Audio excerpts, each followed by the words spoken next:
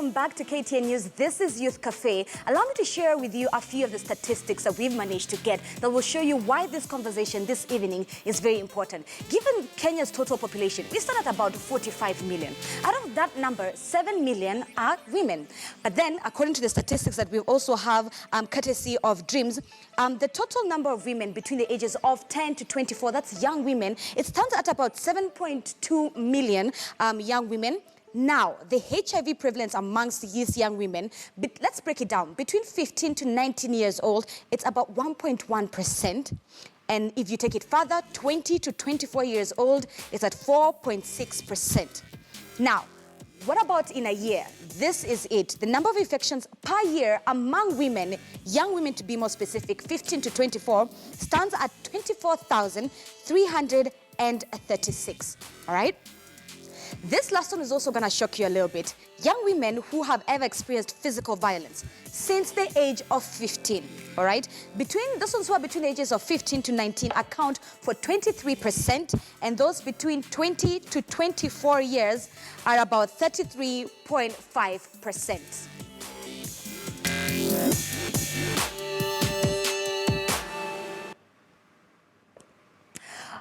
So to dive into this conversation to see how can we as young women, as Kenyans in general, and of course as young people really help reduce HIV infections within our girls, we have a great panel this evening in order to help us discuss that. Of course, sitting closer to me is none other than Magdalene Joki. She's a beneficiary of a program known as Dream. She will tell you how she benefited from it and how she's also helping young people realize this. Magdalene, it's so good to have you with us. Thank you for having me. Of course, next to Magdalene is Kate Maina-Vole, who is the chief of party for Nilinde Plan International. We'll see how both of you, the Dream as well as Nilinde Plan International, have sort of worked together in order to ensure young girls who are HIV negative remain HIV negative in sort of how to reduce the prevalence. Aselio, on your end? On my end is Winona Nakombia. She's a program associate of Dream, and of course tutaambia vitu kibao vile mmeweza coordinate hii program na imesaidia mayouth huko nje. Sana lakini umesema madem ndio wako studio. Zinzi John unafanya na kadem. I can see. I see your ways. All right, so let's quickly jump into this. Magdalene, for you, when did you first come across the program and how has it helped you? If there's a young girl who's watching from Mathare, Kawangware, you mention it, and they feel like from where I am seated here at home, I don't feel like there's a light at the end of the tunnel. But you are a perfect example, you know? Yeah. So how has Dream, first of all, helped you? And you as an individual, how are you helping also young other girls really, you know, see it for themselves? Okay, I came to learn about Dream earlier when I was in high school, back in 2008. Mm-hmm. I'm from a single motherhood. So my mom is single mother. She didn't have any fee to make my school continue. So Afia Plus came in, the US government came in, sponsored my schooling. After schooling, I had no other option to continue with education. So I opted for cleaning clothes for people so that we can get our daily meals. After that, we stayed for a long time doing the same business till in 2016, when now Plan International came up with something that will be now, it's not only foodstuffs they're going to give, but they're going to give you something that no one can snatch you from it. And that's when they came with vocational trainings. I chose housekeeping and laundry as that's the thing I used to do Komtaani. I did it in Kenya Utalii College. They sponsored my schooling. I did my attachment in Kenya Utalii College, and it has really transformed my life. So Magdalene, what I'm hearing is that for you, it all had to do with mindset. Yeah. That's what you are equipped with. They gave you a skill, they provided it for you, and now you have allowed yourself to use that skill to now provide for yourself and your family. Yeah. Kate, talk to me about how some of the challenges your program faces when you're talking to young girls. What is it that most young girls are telling you outside there? I think it's what we try to do as Plan International, being supported by the US government, is to identify young girls like Magdalene who require support. What we want to do is to enable girls to dream, and that's what it's all about, you know? As Nupita said, your dream are valid, Yes. is valid, and that's what we want to do. Dreams is about making sure that young girls and young women, adolescent girls and young women are determined, they are resilient, so when they face shocks that they're able to pick themselves up and move ahead. They need to be empowered, and this is where support from US government and other implementing partners becomes very important. How do we empower girls like Magdalene to be all that they can be and to move away from the day-to-day challenges they are facing? When you talk to those girls in the areas, do you feel as if they're getting a sense of, I just say like, yeah, if Magdalene can do it, I can do it. I can go to school, I can get the skills that would let her help me become a better person and provide for my families. Or do they think that it's a bit too far-fetched, that this is it for me? Kate, this is it for me. I was born, my parents were born here, I was born here, my children will be born here. What is the feeling on the ground from the young girls? Of course, in many situations, girls feel very disadvantaged, and we can, again, as the statistics you mentioned, girls are disadvantaged. These are real statistics. You know, and I think the most poignant fact here is that every day, 1,000 girls are infected with HIV/AIDS. The HIV prevalence for girls is 3 times that of boys. 3.0 compared to boys' prevalence rate, 1.1. That's amazing. So that tells us we must intervene for girls. And that's what US government is doing. We are trying to tell people it's important that you're empowered, but that you are mentored. If you're feeling down that this cannot be my story, Dreams allows you to be mentored, to receive a range of services that build you up so that you can also have a safe space to talk about the things that you're facing. Okay, Winona, ningependa kuuliza swali moja simple. What are some of the issues zenye hawa wasichana mmekuwa mkimeet, mmelocate, mmeweza kuanza kuwork now? How has it been working with them, and what are some of the issues zenye wanapitia? Okay, some of the issues the girls are facing, or the issues that they are of much concern, ni kama like, so, some girls, like, they are missing a chance for getting education. That is, like, they're having challenges with their education. And some of them have challenges on gender-based violence.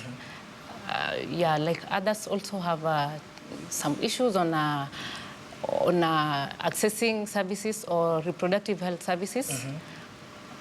Yes. History education, how is it for wale wasichana wenye walikuwa sha give up, wamesema mimi sirudi class, maybe ameshaenda huko nje and they've started receiving money and they feel like, you know, I can be able to sustain myself in as much as there is school, I've already started earning, they already start feeling like, mazejo mean I can be able to sustain myself, and it's a matter of ego. Tell us, what are some of the things you face right before mtu accept kurudi shule? Yes, we get these girls hapo kwa informal settlement, and then they're like, now I already moved on, but ukimwangalia, she's like, she has not really that moved on well, ni hustle tu ya kawaida. So at this point, we talk to them, like we have mentors who reach them directly, then they bring them to a safe space where they are able now to share or to bring out what they are really facing, what they would really want to do. And then after explaining or someone expressing herself, then we are able now to get the need from what really she has given the information she has given to us. Then we are now able to chip in and know whether, are you able to, maybe we give you support on maybe vocational training? Can we give you skills on entrepreneurship so that you can move on and like you can now employ yourself? So after giving them these skills, we can also support them, or we also support them to start small businesses. What is the response of the community? Because in as much as maybe Nilinde is a project that you guys have decided, you know what, we're going to crack the ground with our projects and the agenda, and we'll make sure that it's a safe place whereby tutapata watu wenye watasaidika. Then how is the ground like? Kama, do you face rebellion sometimes from such communities? Is there insecurity? What makes you not work as swift? Yeah, we do face certain challenges working in certain urban settlements, but our entry point is very much the community. And one of the things we try to do with US government funding is to mobilize communities to be part of the response. In as much as we're talking about girls today, we cannot do anything by just talking to Magdalene alone. We have to engage the community leadership. We have to engage the whole household. Even where Magdalene is living, we actually work to ensure it's a family-centered approach. So community is very much part of the response. Speaking of engaging the community at large, right? You take a look at how a lot of the disadvantages that young adolescent girls face. Social exclusion, this gender bias, as well as economic disadvantages. Gender bias is real. It's there in our society, even in 2017. How can we loop men into the conversation so a father at home can know that it's important for my girl to also go to school and attain these skills, and I will not be losing out? One. That's just from a father's perspective. An older brother who will be able to protect their younger sister from those criminals outside there, as well as if you go into the villages aspect, we still have chiefs, right? How do we engage the male audience and loop them into the conversation in order to make this more successful, Kate? Yeah, no, it's true. But when we talk about community leadership, I think also we can recognize the fact that a large percentage of the community leadership are men. Right. That's just how the cards have fallen. It is. And when we enter the community, we work very hard to increase awareness at the community level on some of the social, cultural issues that girls face. When a father doesn't have enough money to pay school fees, he will first educate his boy before he educates his girl. Yet the literature is showing that if you keep the girl in school, sexual debut is delayed, the family size is delayed. So the research has shown us that if you intervene for the girls, even the GDP of the country, it changes. It does work. But it's also important to engage men themselves, the fathers, the brothers, but also the sex partners. And what the US government DREAMS program does is to also identify and profile who are the sex partners for these adolescent girls and young women, and how do we bring a variety of services to the men themselves so that they can access treatment and care and be part of the response. Fantastic. I love that point. Let me just toss it to Magdalene. As someone who has benefited from this program, and you've seen it firsthand, as a woman, as a young lady, do you feel the response from your male colleagues, from your male family, from your male friends is positive? What is the real conversation that you're having with your male family, friends, and colleagues? Are they like, apana, I'd rather educate my son first, as Kate has said, or they're actually open to other ideas? What are you truly feeling when it comes to talking to the men? The response, I'd say it's positive because, as I said earlier, I was washing clothes. I graduated to being a housekeeper and a laundry. I went for a job. I did it for 6 months, and I was like, now I can start my own business. I resigned. I started my own business. It's called Cleanly's Cleaning Services. Now, when they see me with a business, they're like, now I want my daughter to be like her. She's from the ghetto, but at least she wants to put herself in a stable way that she can manage her family. My mom now has graduated. She has graduated from the most vulnerable to the least vulnerable. Now she can also be able to manage herself. She can able to do table bankings and do her own things. I'd say we've really, really benefited. So by being an example, other men are able to see it and they'll be like, if Magdalene can do it, my daughter can do it. All right. We know now. Ningependa kuuliza Magdalene swali moja. In as much as maybe familia imeweza kusaidika, we pia biashara yako unaweza penda kujua how did you come up with that idea? Okay, nilikama up na hiyo idea kwa sababu sasa kila mahali maofisi zinafunguliwa and kila mahali kunataka usafi. Because cleanliness is actually next to godliness. Na nikaona hiyo ndio career yenye haiishi haraka. Ndio nikafungua Cleanly's Cleaning Services. As I said, Nilinde was in partnership with KCB, ndio alinisaidia kupata loan. I got a loan. Then nikienda kutafuta watu wa kufanya kazi, I just go back to the ghettos na waambia si mnaona pia mimi nilifaulu, ndio pia nyinyi mfike hapo, before you get the funding, before the others graduate, kujeni niwape job, na wape job ya mkono, and for a casual it's paid like 500 in a day, and then they benefit also. Winona, as program associate, do you think an AIDS-free Kenya for young adolescents, and even the African continent really at large, is it possible, or are we aiming too high, or are we not being realistic? Is it possible? Is it doable? Okay, it is doable. Because from the girls that we meet and whatever services that we've given to them, it is doable.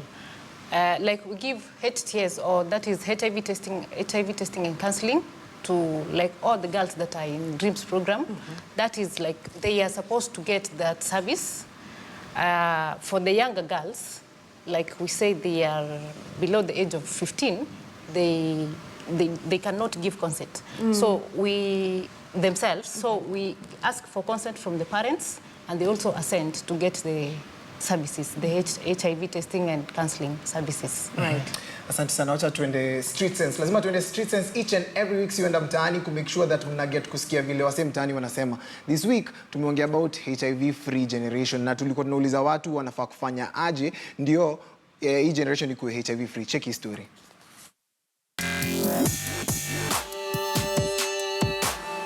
Kwa maoni yangu, youth wanafaa watumie condom ama wa abstain from sex.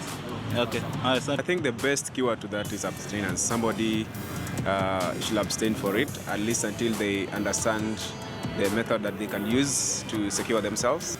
If so, I think there's a lot of ignorance going on, whereby maybe dem anakaa fiti, Charlie pia anakaa fiti, so una assume maybe hana hiyo AIDS na maybe ni mwenyewe ndiye ameibeba. So if you trust each other and if you love each other, I think it's a high time you go for the testing, both of you, ndio mkwe sure. And if like mmoja wako na hiyo HIV and AIDS, I think from there there's that education of how to protect the sex or something. Yeah. It's better for us the youths to abstain because there's nothing you gain from early sex. Kuna wale hawezi kaa bila yani. Na it's allowed, I mean they're over 18 and they know. So the other thing and bila sex. Kuna wale selling mostly the ones in relationships, you know. They must understand and they should know the measures.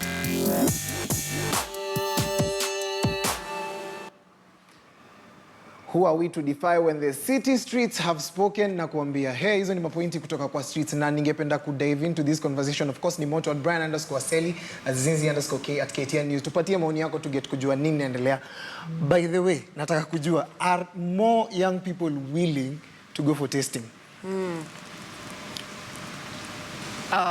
Young people are not that much willing, but we've come with this initiative of like we visit them to, like we do door-to-door visit. Tuna get kuongea na wao. We tell them it is good to know your status. It is good to know like who am I.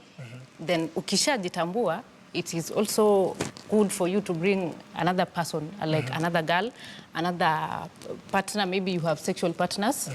Pia wao wajue hali yao. Tukishajua hali yetu, sisi wote now we are on the safer side. You will know like I need to abstain, I need to be faithful.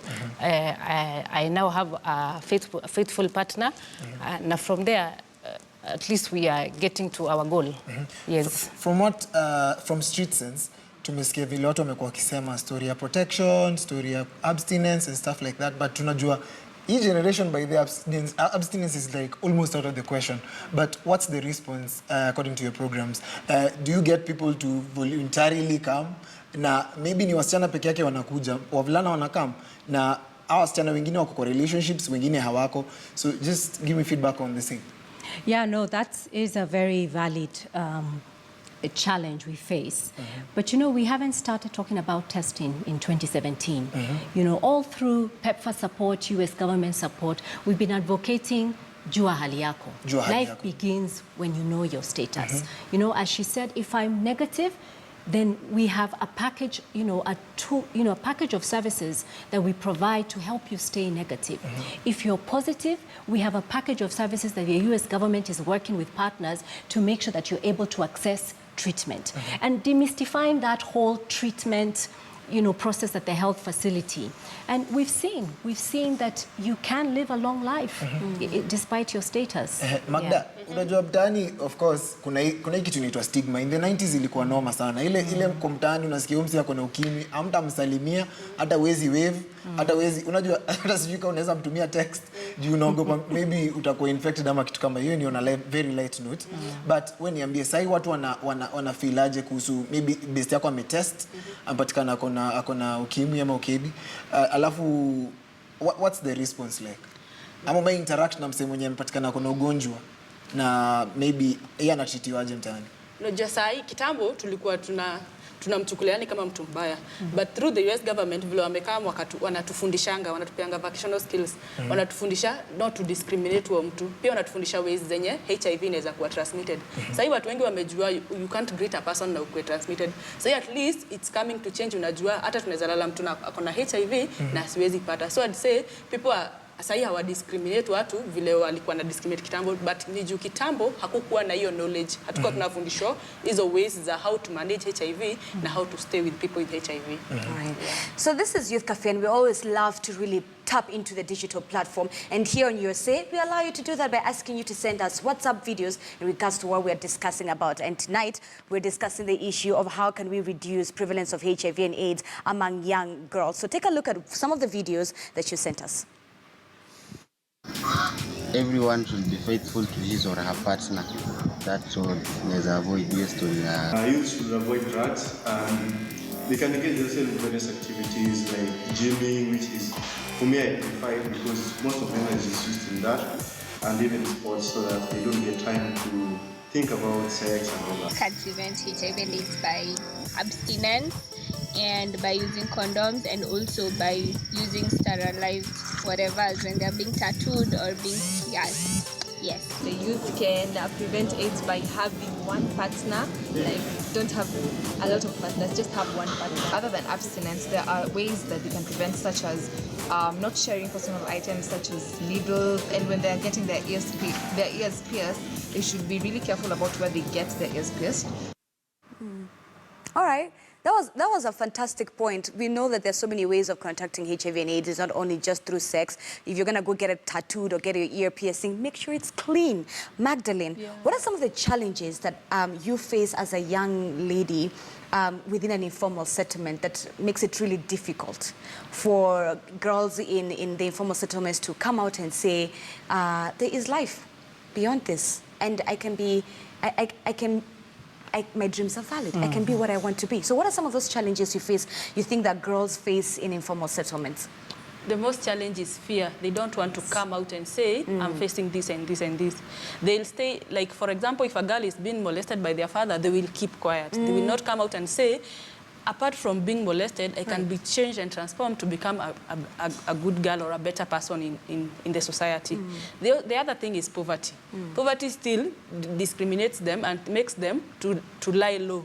They think that now if my father was born in Korogocho, I will also die in Korogocho or something, Kate, there's really the question of the moral issue here. I'm a young girl, I'm 15 years old, I cannot go to school, I live in an informal settlement, as I cannot get even informal work here and there. Some of them, being honest, they'll have to go into prostitution. And we always know how that story ends. For majority of the girls, it doesn't really end very well. So there's that issue of that aspect. Would you not say it's time that if that's the case, so that we also need to equip our young girls with condoms, with protection? That if that's the road that you want to take, at least protect yourself. Yes. Yeah. And it's important, that's very valid, Zinzi. One of the things that we do with US government support is to provide life skills and knowledge about where you can access services, sexual reproductive health services, but they also have to be age appropriate. Right. So we would do this for, the older adolescent girls. We have school-based programs where they get to know about how to protect themselves, but those who have started, as you said, have gone down that road, they need to be able to know how to access services. Link them to services. So we have what we call layering of services under dreams. Right. For the younger category of adolescent girls, we have a range of services we give them. As the girls get older and they're making those kind of decisions, then the nature of services also have to change because we have to be context appropriate. Wainona, do you feel like you're getting enough support from the local authorities? And Kate, I really also want you to comment on that. Sure. But go ahead. Do you feel like you're getting support from local authorities? Okay, yes, we are getting support from the chiefs, from those who work now under the chiefs, like the wazees wa vijiji, the volunteers, the community health volunteers, who get to, they get to very well, so they can take us door to door, like, this girl here needs this. This girl here, maybe she's a default, alikuwa ameanza like she was positive and then she was now linked. Then at some point, I'm a default and she's like ako kwa nyumba, she's not adhering to drugs. Right. So they get to take us like, they get into touch with our HTS or the HIV testing and counseling service providers. Then they get to link the person back to get the HTS service. Kate? I think she said it better than I could. I mean, the role of community health volunteers in helping us to access the households and identify girls who need services, that's paramount to what we do. Do you think the Kenyan government could do more? I think they're doing a lot from what I've seen. We're able to bring health services to the community. We don't test. For example, Nilinde, as a youth community program, we don't test. But we are able to bring health facility service providers to the community to do the testing. Community health volunteers is an initiative of the government of Kenya. So the US government is piggybacking on that workforce to be able to access those that who need, the beneficiaries. Okay. Haya, wacha tunarudi tu hapa hivi tena. Kuna maswali kibao nimeandika hapa hivi chini, lazima tutarudi kwa hii conversation. Lakini